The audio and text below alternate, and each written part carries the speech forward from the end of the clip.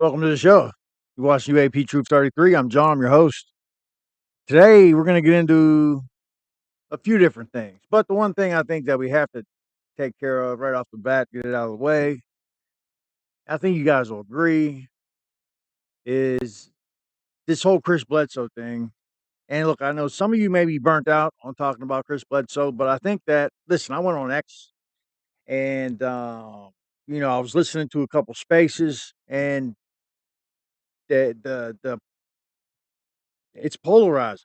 You got people that are really throwing some serious shade and on the whole Chris Bledsoe family. Um, you know, it's just really a shame, because I feel like I don't think that they're um trying to grift. I don't think that this is some type of fake made up thing. I think he's having a legit experience.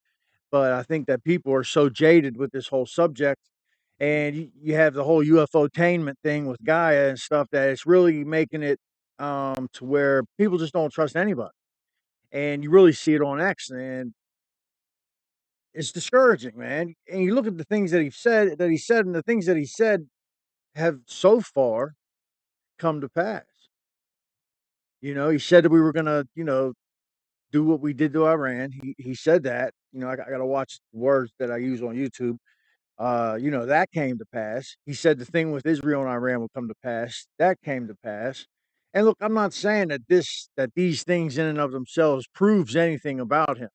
I don't think that he's, some type of God incarnate or some savior or something. That's not what I think at all. But I think he's having experiences. I think that these beings have shown him some things, and these things are coming true. And I think that when you get over the target, that's when they come at you the hardest, and that's when they attack you the hardest. And I think that that's what's happening. So today we're going to get into that, but that's not only what we're going to get into. We're also going to get into just the state of everything having to do with this subject right now at this point in time, and like the global affairs of the world, and what our future looks like, and do we need to be worried? So please stay tuned. I mean, look, I'm going to try not to go too much doom and gloom, but you're going to want to stay tuned for this one. So I'll be right back.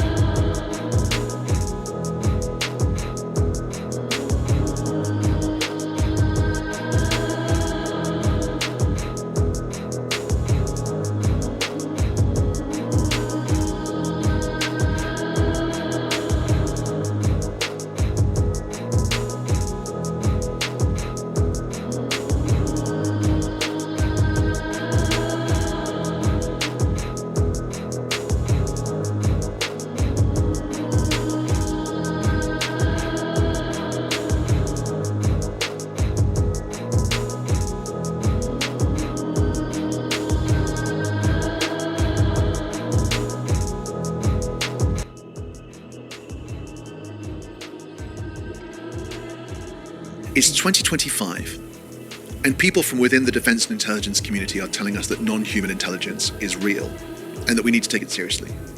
We have hundreds upon hundreds of whistleblowers. We have former presidents, we have astronauts, we have scientists, we have generals, we have pilots, we have defense and intelligence officials, all of whom are coming out and are singing from the same hymn sheet, telling us that UFOs are real and that non-human intelligence is here and that it is interacting with us. And this seems to be happening with a sense of urgency. Now I want to ask you, as Netanyahu drives us into this massive conflict in the Middle East, as he continues to use biblical language, do you think it's possible that he has no consciousness, no context, and no understanding about what's going on with the UFO phenomenon? Do you think it's in any way plausible that he doesn't have an interest in this conversation or potentially doesn't have a stake in it? Personally, I think that's preposterous. Whether you come at this from a religious perspective or just the non-human intelligence UFO perspective, the story is going to be pretty similar, right? Non-human intelligences create us and put us here. To some extent, they've directed the course of human history, and it seems to be agreed across both elements that they're returning. Whether that's in the form of a Messiah or the second coming of Christ, or whether it's this insane urgency that we have about the approach of 2026 and 2027 and this sense that something is coming associated with non-human intelligence. And don't forget that Netanyahu has known relationships with people from within the UFO community. He and his wife know Uri Geller. They have met with other intelligence officials who know people from the Psychic Spy program. They know people who do remote viewing, and they have relationships with people in the CIA who understand the importance of the UFO issue. And don't forget that some of the biggest proponents for UFO disclosure in the Senate right now, people like Chuck Schumer and Kirsten Gillibrand, also simultaneously receive vast sums of money from the Israeli lobby. And yet they still seem to be able to continue with their push for UFO disclosure whilst proactively supporting Israel's geopolitical objectives. And it raises the question, how are those two things aligned? And of course, we would be remiss if we didn't mention General Hayem Eshed, the father of Israel's space program, who came out just a number of years ago and confirmed a few critical details. Firstly, non-human intelligence is real. It's here on this planet interacting with our leaders, and it's driving geopolitical affairs. It is ultimately in charge.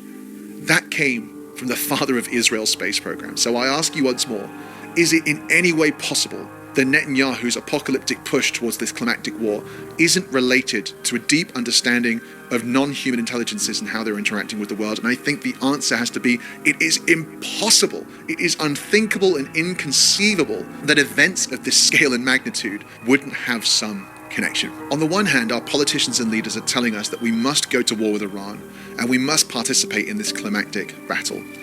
And at the same time, they're telling us that non-human intelligence is real, and increasingly have been hinting that something may be coming very soon. There is a sense of urgency because, people said, well, why now? Well, because it's not on our time scale, not on our timeline. It's not up to us. They're here, whether we want to acknowledge it or not. They're here. The question is why? What's the purpose? I can understand why they're moving to expedite. Yes, there is a constraint of time. Right, yeah, and I'll say this much. That year has come up in a classified setting, in a skiff that I was in Washington, D.C. I was asked, John, what have you heard about 2027 and this phenomenon? But what's the timeline that these scientists have related to you? I was told, this was like last year, I was told between 5 and 7 years. I don't think we're going to be in any shape in a decade to be doing very much of anything. So I'm not hopeful for the future direction that we're moving in.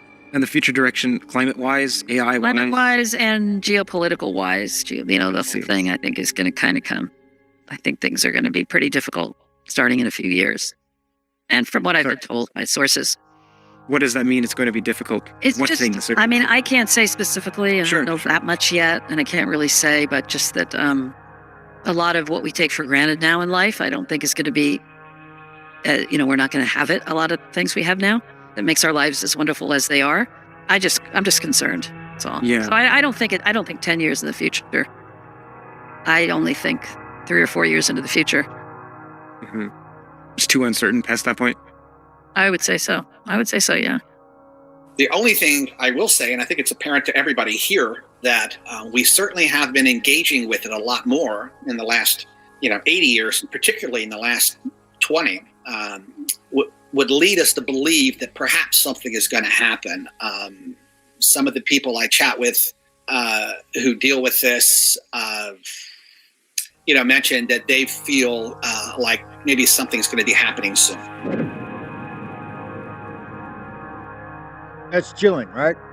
I find it chilling that these people who are in the know, right? Jim Semivan, he is one of the top people at the CIA.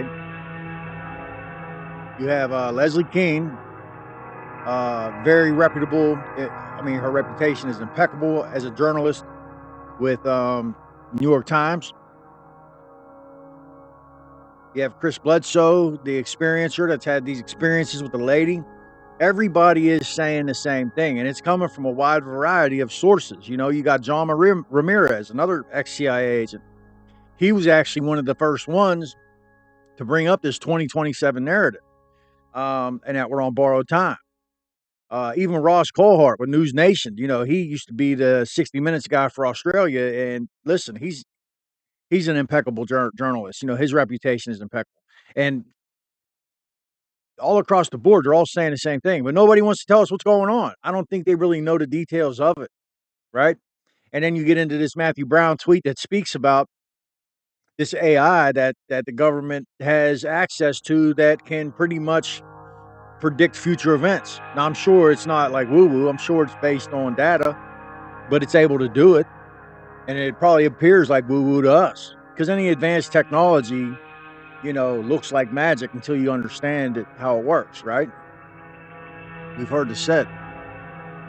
So could it be that this AI, this sentient, I believe that's what it's called, this top secret artificial intelligence, maybe that's not the exact one. Maybe they have multiples of these things. I don't know. But they're getting this from somewhere. And I don't believe it's remote viewers. I don't believe it's mediums. I think they're getting it from possibly AI, some type of advanced AI that's telling them, look, this has to happen. That's chilling. Check this out. Human intelligence is arriving in 2026, 2027. There is one that stands head and shoulders above the rest. It's the claims of a man called Chris Bledsoe. Now, when you hear this man speaking, you're going to think to yourself, why on earth should I pay attention to him? Why would you give him any credence? Why does it matter? And I'll tell you why. Chris Bledsoe, it has been proven, is being studied and is having meetings with people from the CIA, from NASA, from the Department of Defense, from the Ministry of Defense, people from Australia, from their defense and intelligence community, people from all over the different agencies of the United States of America have been interested in him, have met with him, have asked him what the non-human intelligences are saying to him, and continue to study him and collect health samples to understand what is going on with him. It doesn't mean that that's proof that he is actually in contact with some extraterrestrial or non-human intelligence being. But it does make us wonder what's really going on. And I raise him right now because the things he says are absolutely critical in the final jigsaw piece we have in our puzzle. Here's Chris Bledsoe. I'd be yelling out in my sleep and screaming and talking, and they were in there filming me with cell phones and iPads while I'm doing this, saying stuff, weird stuff, like seeing beings and on Mars and all kinds of weird stuff. So eventually, I began to remember some of what happened, not all. I was inside a bubble, something that was solid that I could stand on, but I couldn't see the walls, but I could touch them. But I could see everything in every direction. And there were always three figures behind me that were shadowy, and they were narrating what I was seeing. And I saw North America from way up high. I saw the whole United States. And then I was taken to Egypt, and I saw the pyramids and this Hathor's temple. I saw that, the Sphinx facing to the east. And then the lady comes back. She said that when the star of when Regulus is red on the horizon in front of the gaze of the Sphinx, that moment would mark a change in humanity's knowledge. And she showed me other things, war, us bombing Iran. And I did that in 2012. And so what they did was I gave them the date of 2026 because they took that celestial event and ran it through these machines that showed that exact alignment will happen in 2026. Did you notice something in what he said? Beyond, obviously, the astonishing claims about the arrival of non-human intelligences and this impending event, little more than a year away at this point from where we are.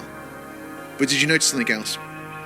When he talks about seeing missiles being dropped on Iran, that's the same moment that he sees this vision of the Leo constellation rising on the horizon to form this alignment. Isn't it interesting? Just at the moment that bombs are dropped on Iran, the constellation Leo, a lion, is rising on the horizon.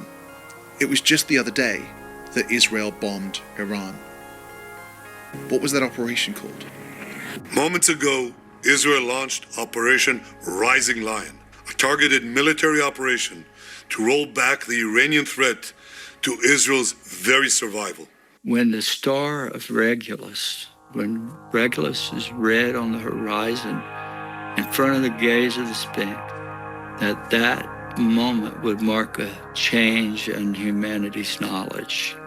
And she showed me other things, war, us bombing Iran. Now I know, it could be the Lion of Judah. It could be in reference to the lion on the Iranian flag. It could be in reference to 1,000 different things. But let me remind you of the facts There are extremist religious elements in both Israel and the United States. Many of them believe that biblical prophecy is being fulfilled. Many of them believe that a climactic war with Iran is part of the fulfillment of those scriptures. They believe that that prophetic age started in 1948 and is yet to be concluded, and that it involves the aggressive expansion of Israel and a climactic attack with Iran. We know that the Rebbe had a close relationship with Netanyahu and that he claimed that Netanyahu was going to be the final prime minister who would usher in a messianic age. And we know, beyond doubt, that a global leader like Benjamin Netanyahu will be aware of the claims of the likes of Hayam Eshed and will be aware of this UFO disclosure push. And clearly through the funding in AIPAC, they have no issue with that going on. It makes you wonder, why did they call this Operation Rising Lion? Maybe I'm reading too much into it. Maybe it has multiple meanings. But if you're still not convinced that this messianic angle has any weight, let me give you a few final quotes. This is Tom DeLong. The way it was explained to me is, yes, there are good gods and bad gods, and their interactions with humanity has been well documented all the way back through Greek myth and then even further back into the Sumerian legends that are out there. I actually have communications that are detailing very specific leaders within Sumer and within ancient Greece. Very specific people that I am being told to communicate that were given types of information from these gods. You know, it's insane. I think the point to really take from all of this is that those stories are true. You know what? There's two things that I learned over the past 6 months that will never, ever escape me. Number one, all the ancient myths and texts are right and true, and you have to somehow go through them all to figure out what is being said.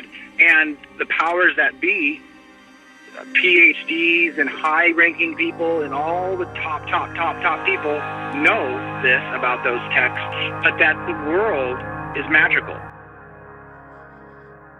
So here you have it, folks. That was Jason Samosa. Please check his channel out. Crazy, right? Crazy. And the reason why I included that was because I've been talking about these non-human intelligences influencing global powers and events and human conflicts, and getting into the whole thing with like Matthew Brown and this carefully constructed illusion that we live in, and how we're being manipulated. In my opinion, we're being manipulated here. And I think that this thing goes way back. I've never been a religious person. I've never really, I guess I've been spiritual, prayer and stuff, but none of this type of, prophecy and none of this type of stuff, right? So there has to be something there leading me to investigate it. There has to be something that keeps drawing me back to it. And there's evidence here. There's a there, basically, is what I'm saying. And because I was really interested in how are they able to create this fiat money, this paper money that's not backed by anything, and how are they able to keep people chasing it, and using it as a huge source of control. And then you start getting into like the symbols you see in different places, the obelisks and the pyramids and all-seeing eye and all these, what does it all mean? What does it all lead back to? And I think it's right there in front of your face. You just have to look. And now that you get into this whole UFO subject, and like I said before, this UFO subject is much, much more than flying saucers, lights in the sky, and things like that. Experiencers will tell you that a lot of times their experiences may not even have anything to do with seeing something in the sky, right? It's these crazy layered complex synchronicities that just seem to stack up on each other, and episodes of deja vu and lost time and dreams that tend to come true, messages being imparted, things of this nature. And then I started digging deeper and getting into Diana Pasulka, and she talks about these controllers, like Aldous Huxley spoke about. These people that are able to manipulate global events from behind the scenes. And then when you dig into that, this is when you start bumping into this non-human intelligence, super advanced type of something that's really controlling everything from behind the scenes. It's very fascinating subject. I'm glad he made that episode so that I was able to use it and spin off of it, which I've already pretty much spoken of these things. But I like the way he laid it out, and it made it a little bit easier for me to impart this message to you guys. So please, if you like the show, please hit the like and subscribe, share it to a friend, share it to 2 friends. And I promise I'll be back tomorrow. Peace.